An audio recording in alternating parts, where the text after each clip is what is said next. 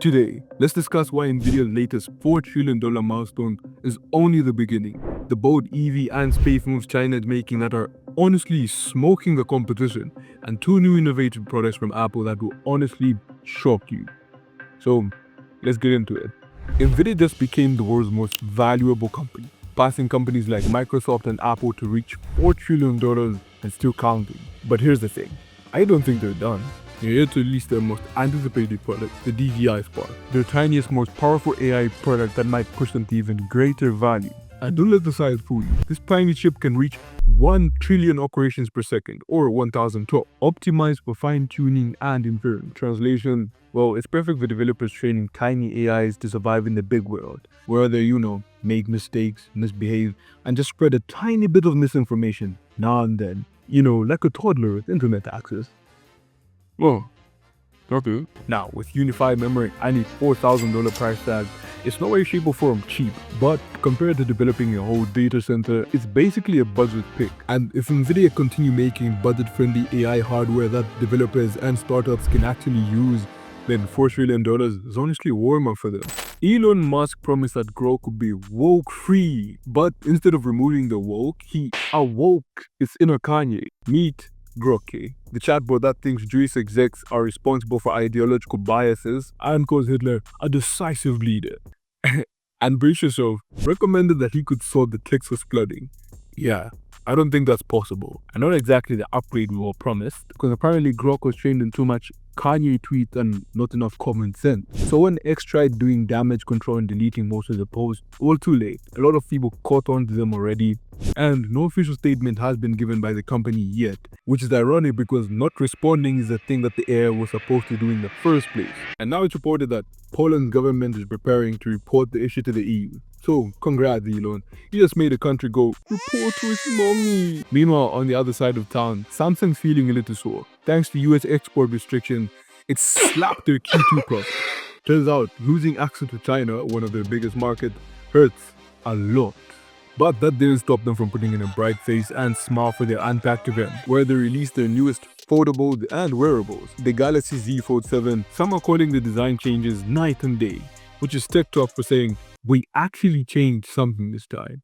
But the big question remains, can Samsung fend off China's rising tech giants while the US keeps them from selling in the same neighborhood? What's also a question is, will Samsung replace Android Auto? Because according to this rumor, Autodex will serve as an alternative to Android Auto, which will work on cars that don't even support Android Auto in the first place, which is honestly a good move. China is making serious strides in both space and on Earth.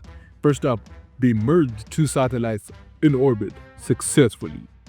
That might sound flashy, but it could redefine space travel, and here's why. Think modular satellites. Instead of dumping out an entire system because one part doesn't work, you can simply swap it out like cosmic Lego, which will mean fewer costs and less space junk, which we all know is a lot, and it will lead to longer lasting spacecraft. But that's not all. On Earth, China is planning to install over 100,000 fast EV charging stations in China by 2027. Now, to put that into perspective, that network will support 800-volt EV platforms that will charge your car in 10 to 30 minutes.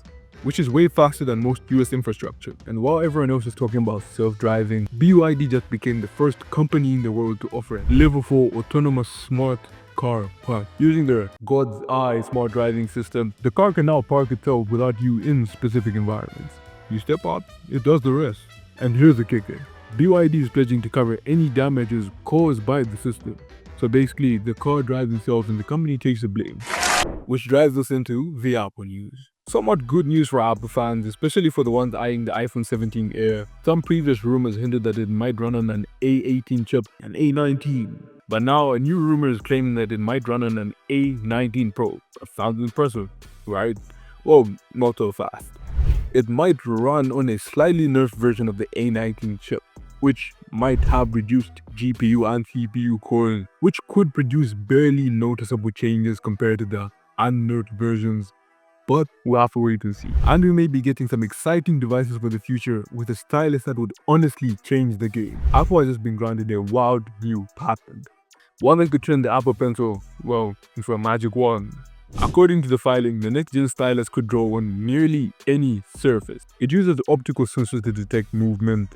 Even if you're writing 4 inches away from your desk, why are you writing 4 inches away from your desk? I don't know. And there's more. Another patent just dropped for AirPods with cameras. Not for filming, but to read your environment, track your gestures, and adjust spatial audio based on your environmental data. In short, Apple is building AirPods that can see and styluses that, well, will revolutionize the game. And if you love today's video, I would honestly love it if you would comment any ideas that you would love to see me incorporate in the video and any editing changes you would love to see. Also, you coming to see the next episode would help a ton. So, I love you, bless you, and I'll see you in the next one.